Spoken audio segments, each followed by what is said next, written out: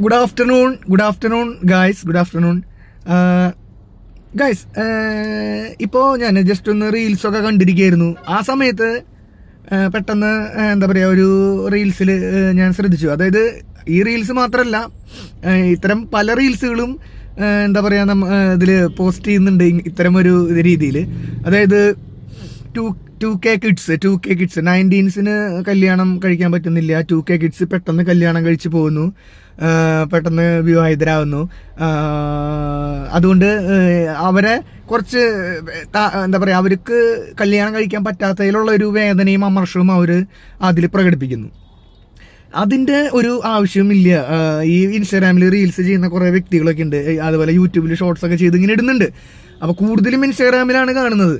അപ്പോൾ സത്യം പറയുകയാണെങ്കിൽ അവരൊക്കെ കല്യാണം ചെറുപ്പത്തിലെ അവർക്ക് അവരുടെ സാമ്പത്തിക ചുറ്റുപാടും കാര്യങ്ങളും കുഴപ്പമില്ലാത്ത രീതിയിലാണെങ്കിൽ അവർ പരസ്പരം ഇഷ്ടപ്പെട്ടിട്ടുണ്ടെങ്കിൽ കുറച്ച് നേരത്തെ തന്നെ കല്യാണം കഴിച്ചു പോകുന്നത് ബെറ്ററാണ്. അവരുടെ ലൈഫിൽ അവർക്ക് കല്യാണം കഴിക്കുമ്പോൾ അവർക്കൊരു ഇരുത്തം വരും. അതിലൂടെ തന്നെ എന്താ പറയുക, സമൂഹത്തിനോടൊരു പ്രതിബദ്ധത അവർക്ക് കൈവരിക്കാനാവും, അല്ലേ? അപ്പോൾ ആ ഒരു അങ്ങനത്തെ അത്ര ഒരു രീതിയിൽ അവർ പോകണമെങ്കിൽ നല്ലതാണ്. അവർ കല്യാണം കഴിച്ച് പോകുന്നതിൽ നമ്മൾ അമർഷണത്തിനെ കൊള്ളണം. ഞാൻ പലപ്പോഴും ആലോചിക്കുന്നത് അത് അങ്ങനെ പ്രകടിപ്പിക്കുന്ന ആ വ്യക്തിക്ക് മാനസികമായിട്ട് ഒരു വിഷമം അല്ലെങ്കിൽ മാനസികമായിട്ടൊരു എന്തോ ഒരു കുറ്റബോധം അവന് തോന്നുന്നുണ്ട്, ആ വ്യക്തിക്ക് തോന്നുന്നത്. അല്ലാതെ ആ വ്യക്തി അങ്ങനെ പ്രകടിപ്പിക്കില്ല. അപ്പോൾ സഹോദര, ഞാൻ എൻ്റെ വീഡിയോ കാണുകയാണെങ്കിൽ ഇത്തരം ചിന്താഗതികളുള്ളവർ ഈ വീഡിയോ കാണുകയാണെങ്കിൽ ഒന്ന് ചിന്തിച്ചു നോക്കൂ. അതായത് നമ്മുടെ ചുറ്റിലുള്ള നമ്മുടെ അനിയന്മാർ അവർ കല്യാണം കഴിച്ചിട്ടാണ് പോകുന്നത്, അല്ലേ? കല്യാണം കഴിക്കണം, പ്രായം കുറവാണ്. 21. എൻ്റെ ഓഫീസിൽ വർക്ക് ചെയ്യുന്ന ഒരു പയ്യനുണ്ട്, അവന് 22 വയസ്സായിട്ടുള്ളൂ. അവന് കല്യാണം കഴിച്ച് 2 കുട്ടികളായി.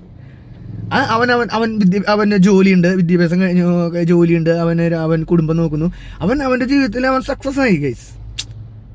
അവനിനി വേറെ അവൻ്റെ ജീവിതം, അവൻ്റെ കുട്ടികളുടെ കാര്യം നോക്കുക, അല്ലേ?